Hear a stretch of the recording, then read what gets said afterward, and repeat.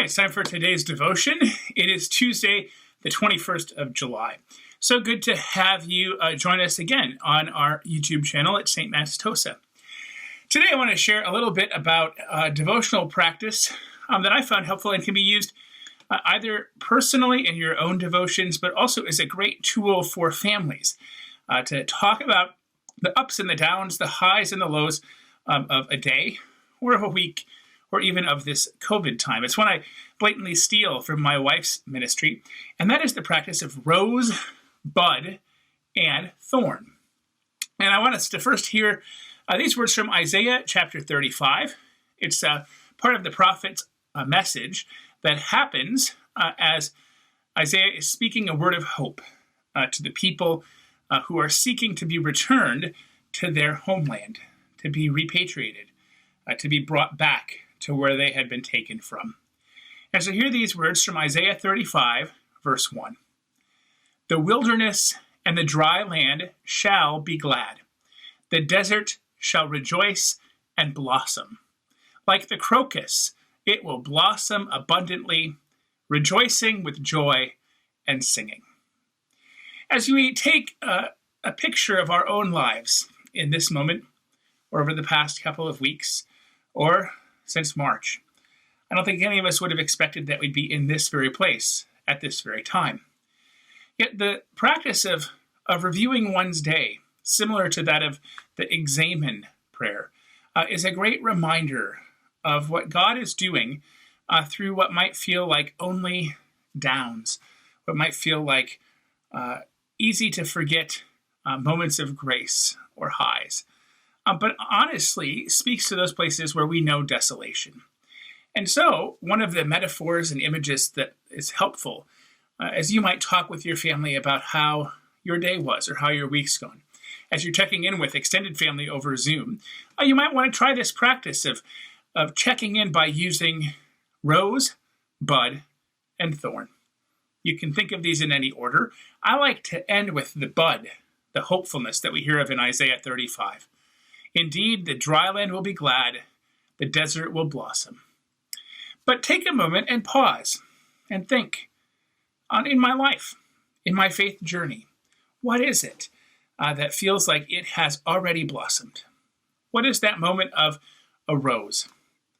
What is that moment that has brought you a sense of flourishing, a sense of being your true self? And to name that, to share that, to hold that in a group, to give thanks to God for that rose, whatever the blessing is of that period of time. It's a little bit probably easier to think of a thorn, especially when so much around us feels beyond our control. What is it that holds us back, that surprisingly pricked us when we thought we were in the safe, in the clear?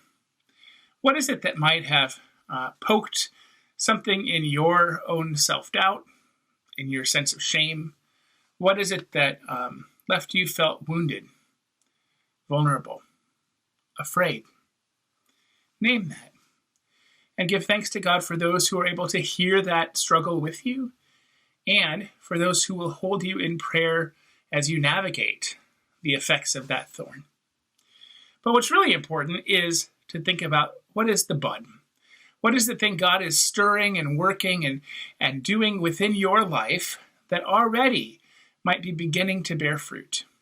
What is it that has been stirring in your heart or in your mind for the past few weeks or months? What is it that comes to your mind time and again? Who is that person for whom you might be called to a deeper relationship, a return to friendship, a sense of reconciliation? A bud can be anything that gives you hope, anything that has you looking forward with a sense of excitement, a sense of wonder. And what's cool to me, we did this as our church staff this week. And as we think about rose, buds, and thorns, they're all interconnected. They're all part of our lives. They're all part of the same plant. And so often we might notice that out of that thorny experience comes a new bud. Or that after the rose has blossomed, we find ourselves looking for a sign of what might be new, what God's new creation might be doing. And so I encourage you in your own faith practice, Maybe take 5 minutes around a dinner table or in a Zoom family gathering and spend some time hearing from one another, listening actively to those roses, buds, and thorns that are present both in your life and in the lives of those you love.